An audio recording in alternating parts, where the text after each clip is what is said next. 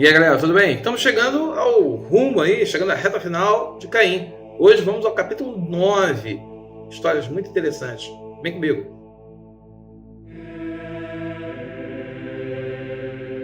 E aí, pessoal, meu nome é Sérgio Monteiro. Sejam bem-vindos a mais uma aula aqui no canal Monteiro. Hoje, no capítulo 9, nós vamos acompanhar a chegada de Caim a Jericó e ao tempo em que se prepara o assalto do exército de Josué. E aí o que acontece? No 7º dia, depois da chegada, se concretiza a tomada da cidade de Jericó. Com êxito. Josué marcha em direção à cidade de Ai. Porém, ele vai perder 36 soldados e decide interpelar o Senhor. Pô, como assim eu perdi 36 soldados aqui nessa batalha? E o Senhor explica que a derrota foi pedagógica, foi para ensinar. Pois os israelitas se apoderaram de espólios. Se lembra que no capítulo anterior, quando acabou, boa parte dos espólios, dos despojos da guerra era para o Senhor e uma parte para os israelitas. Houve israelitas que meteram a mão naquilo que era do Senhor. Então, o Senhor, para aplacar e dar uma lição, o que fez? Roubou? Então vai receber uma liçãozinha. E foi lá, foi isso que aconteceu. Bem, Josué vai até Acã. Ele vai até Acã e ele lá confirma que houve desfile. E aí Josué acalma a ira do Senhor, fazendo o quê? Matando lá quem roubou, fazendo tudo que tinha que fazer, punindo aqueles que fizeram o delito. E Josué reúne 30 mil homens e monta uma emboscada contra Ai. Ele matará o rei, não deixará sobreviventes. E aí que entra a grande coisa, né? Caim vai abandonar o exército de Josué, que continua suas conquistas. E aí acontece o grande episódio, o famoso episódio em que Josué pede ao Senhor que o ajude a vencer os amorreus.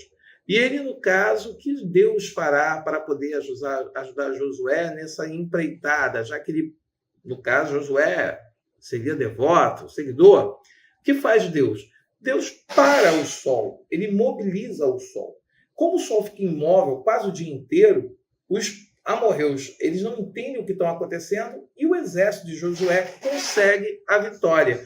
E conseguindo a vitória, consegue assim agradar o Senhor. Então, assim, o Saramago ele procura usar esses episódios de guerra para poder justamente mostrar como que as pessoas usam o nome de Deus e como Deus seria cúmplice das barbáries que estão acontecendo.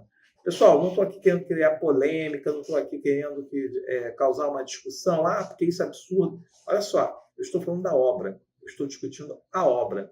Eu estou discutindo a interpretação do autor que ele deu para episódios bíblicos, episódios do Antigo Testamento. Você aí que é cristão, você que acredita e que pratica a palavra do Senhor, você tem todo o direito de chegar e ter o seu posicionamento, e ter a sua leitura. Mas veja bem, aqui é uma obra literária. E como tal, essa obra ela tende a fazer provocações para causar a reflexão no leitor. Então é muito importante que você entenda essa questão dele falar de Josué, a forma como ele traz Josué, a questão, de Josué reunir 30 mil homens, para poder justamente dar na cidade e matar. E detalhe, não haverá sobreviventes, ou seja, homens, mulheres, velhos, todos morrerão. E essa barbárie de guerra é uma barbárie que o próprio Saramago questiona e que nós deveríamos questionar sobre isso.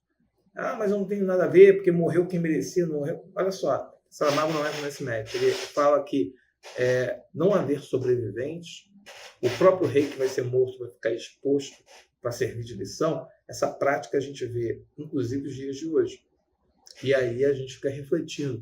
Então, essa origem desse ódio, dessa forma de agir, ela tem o uso da religião, né? Tem um filme muito belo chamado Cruzada, em que o personagem Balian vira para o padre falando sobre a vontade de Deus. E aí o padre diz, olha só, em nome da vontade de Deus, os homens cometeram as maiores loucuras e atrocidades, tudo isso usando o nome de Deus.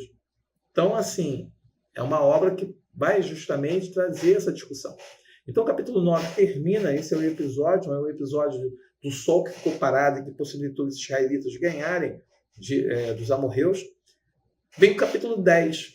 E aí, no capítulo 10, Caim volta a encontrar o tal velho. Você lembra aquele velho, lá no início, quando ele chegou na cidade de Noá, que, no capítulo 3, carregando duas ovelhas amarradas no baraço. Esse velho ele encontra e ele esbarra com ele em outros momentos na história.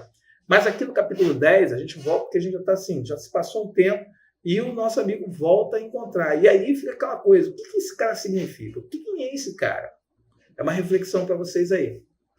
E ele retorna à cidade onde vive Lilith e finalmente conhece seu filho, Enoque, que já tem entre 9 a 10 anos, ali mais ou menos. Ou seja, se passaram 9 a 10 anos que ele saiu, deixou Lilith e que ele está transitando, viajando no tempo.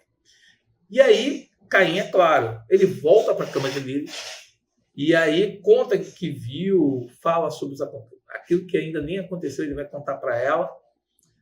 E aí ele se interroga, né, se alguma vez irá ser dono de sua pessoa, porque com a questão da testa, a marca na testa e essa condenação, ele faz uma pergunta que ele já sabe a resposta, né?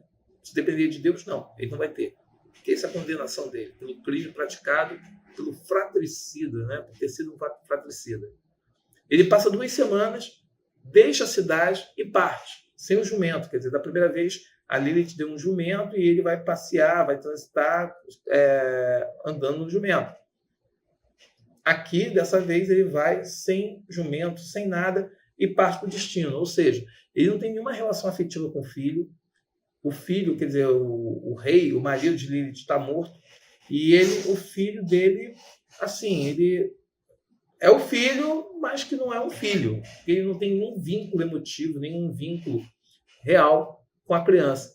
Assim como ele não tem um vínculo com a Lilith. A Lilith, ela era atendida pelos desejos sexuais dela e eles ali se davam muito bem. Então, assim, é claro que eu estou falando dos capítulos de forma bem superficial, para você ter uma ideia do que você está lendo. Mas se você quer saber um pouco mais, quer aprofundar, discutir, debater, faça o curso que está disponível na Hotmart. É meu curso, o curso Caim, José Saramago, pelo canal do Monteiro. Você entra lá no do.monteiro no Instagram e você pode acessar o link que tem lá e acessar o curso. E ficar discutindo, trocando ideia comigo e saber um pouco mais para a sua prova discursiva.